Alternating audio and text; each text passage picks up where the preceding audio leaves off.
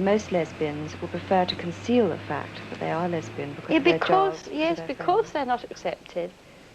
I think that if more people did have the courage to, I mean, not go about with a great big placard on, I am a lesbian, but if any friends asked them, or if they heard a discussion and lesbians were, in one firm I worked for, there was a discussion, and I got hot and bothered because of things that were said and flared up in defence, and they said, oh, well, anybody think you were a lesbian yourself? And I said, well, I am. What are you going to do about it? You know, they sort of looked at me and said, oh, are you? Well, you're all right. It didn't make any difference afterwards. There was no sort of talking in corners or not talking to me.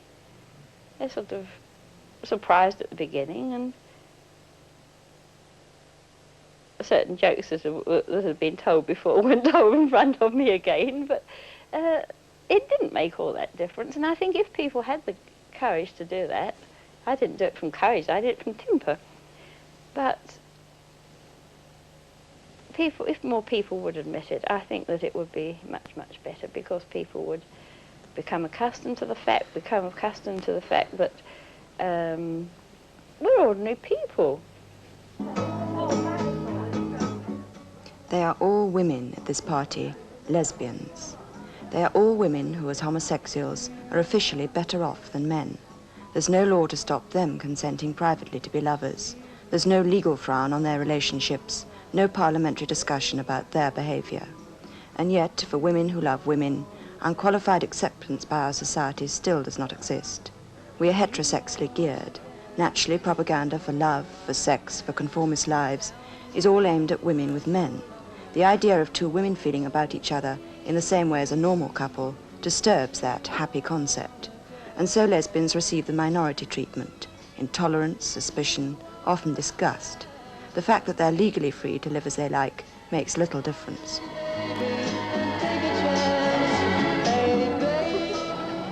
Steve Rogers and her girlfriend don't often walk down a street for pleasure. There's too much risk involved. Risk of public mockery, undisguised amazement, crude jokes.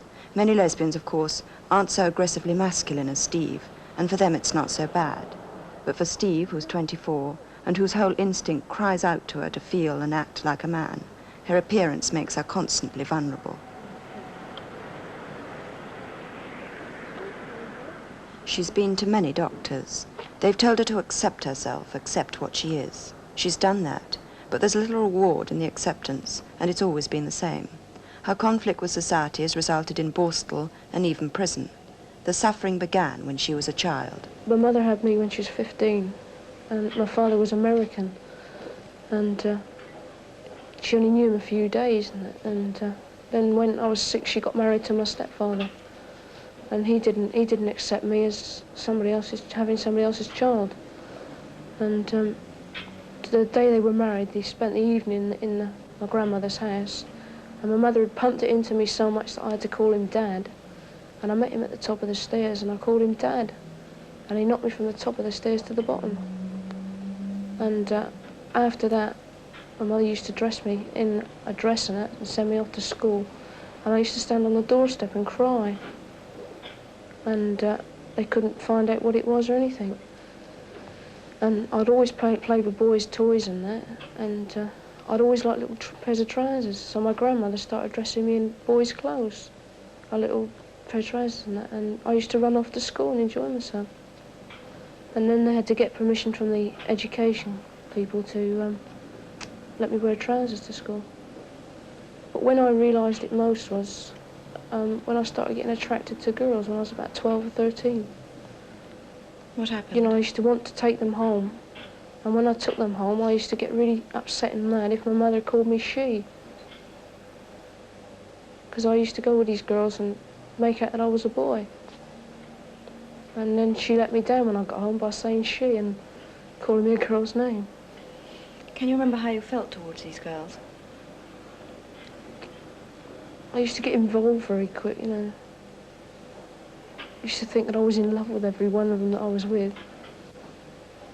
Did you have physical relationships with them as well? At 12? Yeah. How did they feel about that? They didn't know really, you know, because I wasn't all that old enough to have sex properly with them.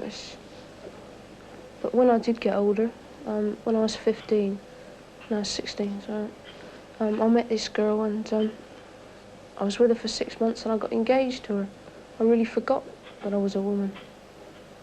And she thought she was pregnant. Because there's some things that a lesbian, you know, can use. And I got away with using one of those. And she didn't know the difference, no. And the next thing I know, her mother kept on about us getting married. So I thought, oh, I better get out of it, you know, because I knew I couldn't get married to her. And so then I hopped it, and next thing I know, the police are after me. The girl thinks she's pregnant, and they're taking me to court for breach of promise and that. They took me to court, and then it all came out that I was a girl. And what do you think it is that is the basis for the attitude there is in our society towards lesbians? I just think they don't understand it, and they don't want to understand it. They just push it aside and just make fun of you all the time. Is it possible to explain what it's all about, do you think? You know, you say people don't understand it. Well, they don't, obviously. Mm. How do you think you can explain this to people, if you were asked to do so? I'm asking you now. Can you try to describe what it's all about, to make out that it isn't something that we should disapprove of? No, I think people should just, you know, if they want to get to know about it, they should ask you about it and not criticise it first. Would you mind people asking you about it? No, I wouldn't mind if I thought people were asking me because they wanted to understand it. I wouldn't mind that at all. I'd explain it to them, but if they just criticise you first. How much chance do you think there is of having a lasting relationship as a lesbian? I don't think lesbian relationships last long at all. Why not? 2 or 3 years at the longest. I don't know, you know. I had one relationship that was with a nurse. Her name was Anne. And I was with her for 3 years, and then we sort of drifted apart. Do you know why that was? I think women that can have children and that, they start seeing people with babies and that, and they just long for a baby, and you just sort of drift apart, and they just go to men. Would you like to have a baby?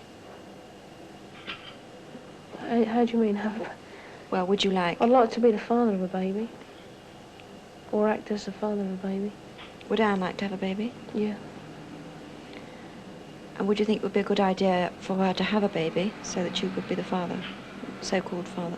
Yeah, we'd love to adopt one, but I don't think there's much chance of that. The fact that what we are and we've been in prison and that. I sometimes wonder what will happen to lesbians in old age. Do you think it'll become more difficult? Yeah, I think so. That's why I'm finding it difficult now. But you're only 24. Yeah, but I mean, it's showing, isn't it? I mean, if I was a man, I'd be shaving. And that's one of the things that they notice on you, in your voice. Do you have any desire at all to be more feminine, to be more like a woman? No. I'd do everything I could to, you know, be a man. I think it would make me more happier if I was a man. Have you never felt, ever in your life, any desire for men to treat you as men normally do treat women? No, not at all. I hate it if a man treats me as a girl. You know, some men, they stand by and let a woman go first. Well, if a man did that to me, you know, I'd feel insulted. Well, what sort of relationship do you manage to have with men? As another man. I used to go around with a lot of fellas, you know, as another man. And they believed you were another man, did they? But no, it's just hopeless. I just can't get them to accept it. And it just makes you feel, well, you just as well be in prison, because it's a sort of prison anyway. I mean, having to shut yourself in all the time, not go out, because you're worried about what people are going to say to you, and they're going to laugh at you and everything. Do people actually laugh at you so you can hear? They laugh in your face now, as well as behind your back. Does your mother know about you? Yeah. What does she think? She just thinks it's disgusting. She can't accept it. You tried to explain to her? Yeah, and the doctors tried to explain, but she just thinks I can just go and put a dress on and that's it. So is it ever possible for you to be happy? Don't think so. Unless people accept the fact. Can you ever remember being happy? No. Not really happy. I've laughed and joked about it, but I've never been really happy. Do you think you ever will be able to be happy? The way things are now, no. And do you think the way things are now will ever change? It could be, but not to that extent, I don't think so. When I say I'm not happy, I don't mean I'm not happy with Anne or anything like that. I'm happy when I'm with Anne on my own, when we're indoors, like. But when I'm out, I'm just not happy. I'm just looking around all the time and noticing people are stopping and staring and laughing. You can't be happy not in an atmosphere like that. So what's the point of your life, really? None at all. A comfortable house in Wandsworth, indistinguishable from thousands of homes owned by married couples. It's where Julie Switzer and Cynthia Reed, a lesbian couple, have lived for 4 years. For them, as for many lesbians, their relationship appears to be a permanent one, their life together established. A domestic life which began as conventionally as any normal married couple when they fell in love. Homosexual practices may not be approved of. Homosexual love cannot be denied. Well, for me, it was not my first love affair. I had been in love with a school teacher and I'd been in love with another girl. It was the same feeling. It is, you know, the feeling of being in love. I'm sure it's exactly the same for men and for women, a feeling of deep emotion towards someone. And with me, it happened quite suddenly. I had, in fact, only known Julie a few days. At the time, I was very lonely and very depressed. And I think this probably helped. I think if you're in that state where you feel ready to love someone, you know, you're virtually looking for someone to give your love to. I think then it can happen very easily. And it did for me. It happened very quickly and very easily. And I just knew that was it, you know. I didn't have to think about it, really. It just happened. We both expected that in order to love somebody, you had to know them for a long time. But in fact, we felt we knew each other almost immediately. We could talk about almost anything. Yes. And we just got on extremely well right from the very beginning. Who told who first that you loved each other? I think I was the first one to actually say that I loved you. I think she was much bolder than I was at that time. I think largely because I felt that Julie perhaps expected me to take more initiative. I'm 5 years older than she is, and having already been in love with someone else, that was probably the only reason that I felt it was, for me to speak first. Was it romantic? Oh yes, I think it was very romantic. Yes, I think it was. Yeah, I just don't see any difference between a normal couple falling in love and two women falling in love or two men falling in love. It's as romantic as the two people make it. We nearly always want to be together if we can be, yes. So there's no question of what were you doing last night. In fact, we don't seem to manage to spend a great deal of time together in the evenings, but, we live, I think, very full lives, and I think this probably helps. We don't intentionally sort of wrap ourselves up in one another and exclude everyone else, as some lesbian couples do seem to. I think this is a mistake, as far as I'm concerned. Being lesbian is simply one fairly big part of my life, but it's only part of my life, and there are other important parts of my life that I want to follow up. How do you organise your domestic life together? Is one of you the sort of dominant figure, like the man, or does one of you take the decision? How do you work it out? I think Cynthia is naturally a bit more socially dominant than I am. A little, yeah. She tends to deal with the bills, and you don't decide so much now as you used to, when and where we go out and that sort of thing. I used to leave a lot to Cynthia. I think, again, this was just at first, until we were used to each other. But now we take most things between us. It so happens that she likes studying, so she studies in her spare time, and I like decorating and gardening, so I do that. As for the other things, the cooking and the housework, well, neither of us very much likes doing them. Both avoid it when possible. If you go out together for dinner, say, who pays the bill? Oh, you do. Well, I do. I usually deal with all the financial side, but this doesn't mean I'm paying with my money. I mean, as far as expenditure goes, you know, we're both in good jobs. We're both earning reasonable pay, so we expect to pay, you know, fair shares. But actually dealing with checks and paying bills and restaurant bills and so on, I usually deal with it simply, I suppose, because I've been doing it for some time. Before I met Julie, I left home considerably before she did.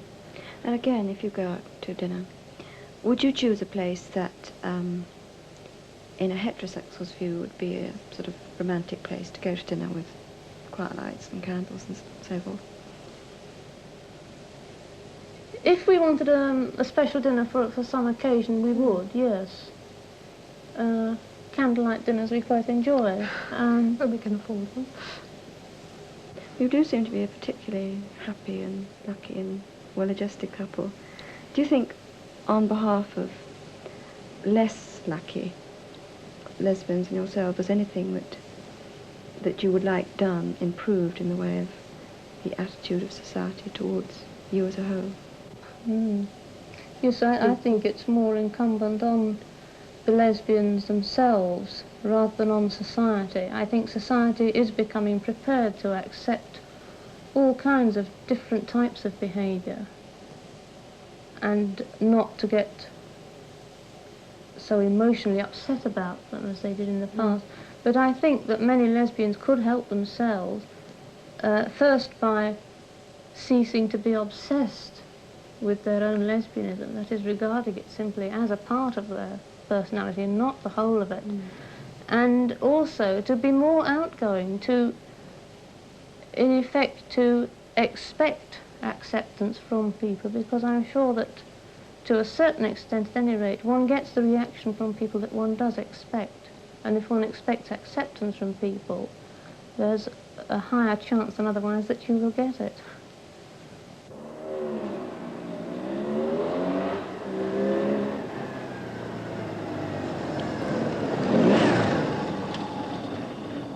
The swashbuckling approach, the heartiness, the thumping stride, the tough man's clothes, these things are natural to some lesbians, but mostly unacceptable to people outside that world. This means that for lesbians who want to relax in the kind of clothes and the kind of way that make them happy, there are few places to go. One of them is a club in Chelsea, a place where there's no longer any need to pretend.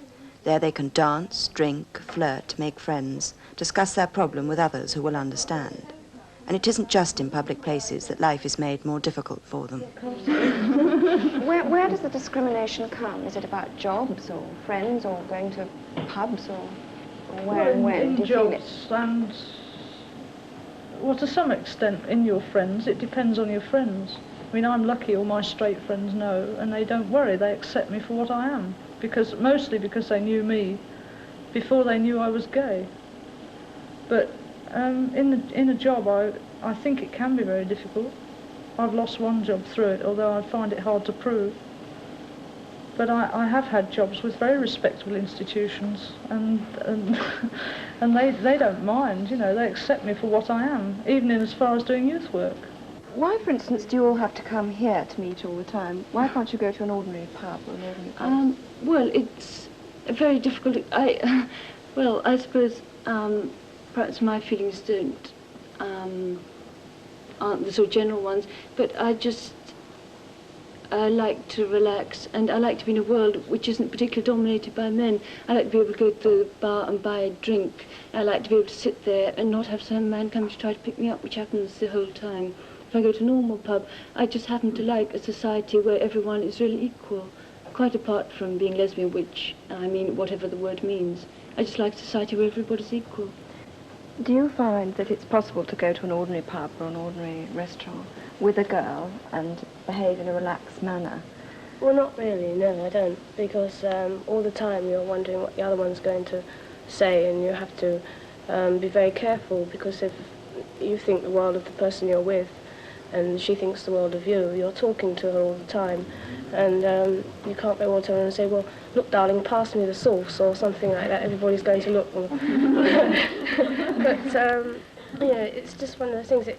Down here, the atmosphere is so different. You know, everybody's relaxing, and well, they're dancing together, whereas if you went to a normal, say, a dance hall where there are men as well, then if two women got up to dance together, they'd immediately think, well, you know, there's a couple. And down here, you know, it's just different. You know, I sort of resent, it's because of society that we have to sort of congregate underground. It's ludicrous. I don't want to. I mean, the people I like generally happen to be heterosexual, people I love best. But since we're forced to think about in sexual terms the whole time, one's forced to come underground like this, it's the whole fault of the other people, I think. Do you think you ought to be allowed to go anywhere you like and behave as you like? Yes, we should be allowed to, I think. I mean, the homosexual bill has gone through nearly, and although we haven't had one, you know, ever against us, I think we should be allowed to go where we like, dressed in what we like, and be accepted generally by society. Would you all rather be ordinary, normal? I don't think, well, really and truly, we didn't have any choice, do we? No. I think we are what we are because we are. Oh, we have got the choice for the simple reason we can suppress it and marry You can't. and have a home. You can't. And yes, you can. You can definitely get married, have a home, and to all outward people, you can appear to be normal. And yet, by God, what do you do to yourself? I mean, you destroy yourself. I couldn't do Absolutely it. destroy yourself. I could no more get And married. why should you do that? Yes, but I could no more. These lesbians understand how marriage might destroy them.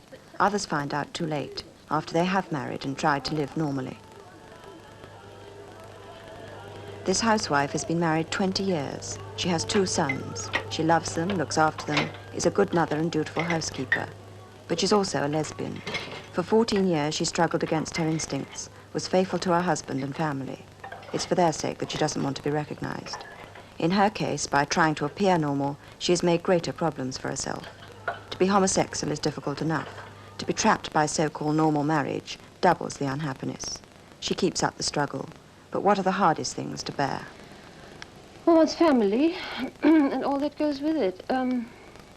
Having children, while they're small, you might be able to string along and present a normal sort of married front to your neighbors. But when one's children grow up, one has to tell them. I don't believe in keeping things secret. I think they find out anyway. So sooner or later, you're faced with the task of having to tell your sons that you are in effect a queer.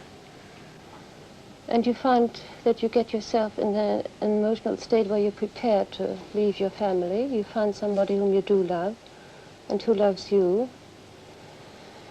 And everything is wonderful. And then suddenly the other woman realizes that if indeed you do set up a household or make a home together, she is going to break up your marriage. She's also going to break up your family. And indeed, she cannot be sure whether after a few months or so you have not some urgent longing to want to go back to your family. Have you ever actually faced having to make this decision between a woman and staying with your husband? Yes, What did you decide? I decided to go. I was perfectly prepared to do so. In fact, I was once looking for a flat. I was going to take my younger son with me because I think when one is 14, and he's been through a tough time, of course, one needs one's mother still. But as it always happens, or always seems to happen to me at any rate, you know, they can't take it, the other women. Their possessiveness is so tremendous that the thing breaks up because you're not acceptable as a married woman. You have got a family, you belong to somebody else, and even if you deny belonging to your husband, you cannot deny that you belong to your children. Indeed, you don't want to deny that you belong to your children. You visualize a kind of existence where you can live your life with your chosen partner and yet still participate in the life that your children lead. Even though they may get married, you want to see their grandchildren, and this is something your partner cannot accept. Evidently, they cannot accept this. So is that why you're still here? Yes, indeed. Do you cook for your husband? Yes, I do. Do you sleep with him? No, do not. So what's your relationship with your husband consist of? Well, it tends to drift towards a kind of friendship now, not a companionship, even because, as it so happens, this is of course pure chance, we share nothing in common. We have no interests. He's very keen on sport, I'm not. Do you think you will leave him one day for a woman? Yes, I hope so. It sounds cruel, doesn't it, or cold-hearted, because he said a very rough deal. I realize that, but the kind of life we are leading now is only designed to distress him further. He has no hope of ever re-establishing the relationship that it was before he left. And I can see no hope for him, or for me, for that matter, really. I may have to wait until I'm born again. Do the neighbours know about you here? I don't know, and I don't care. My neighbours must think me an odd bird. Anyway, because I'm different, I know. But I don't care what they think. The only reason why I would care was in case it should injure my husband or the children. Do you really not care what people think? No, I don't. No. Doesn't it ever hurt you? It hurts me when they laugh and when they sneer. Do they do that in front of you? Oh, yes, indeed they do. This is something that people cannot understand. They think that being a homosexual is something odd. They think it is filthy, perhaps even, and disgusting, which it isn't, of course. There is nothing at all extraordinary in being a homosexual, any more than there is in being a heterosexual. It's a sneering that I can't get, that I don't dig, as they say, and the laughing. The funny speculations. I wonder what they do in bed with each other. Do you know? Have you got a girlfriend at the moment? Yes. Are you in love with her? Yes, of course. How long have you known her for? 3 months. Is it a good relationship that might last? I thought it was, but what I've told you before is true of this relationship too. We discussed it all, we were very truthful with each other, very honest. We thought we could make something of this. We both believe in absolute love.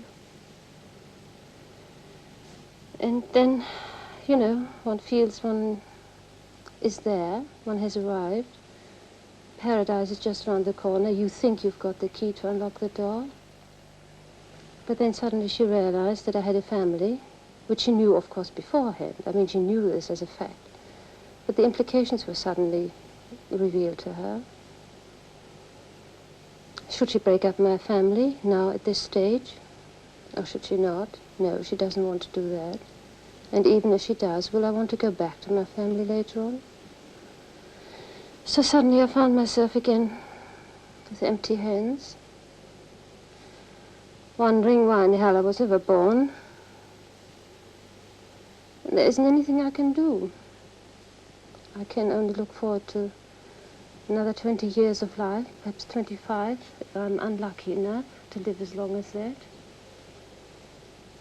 Never finding what I want.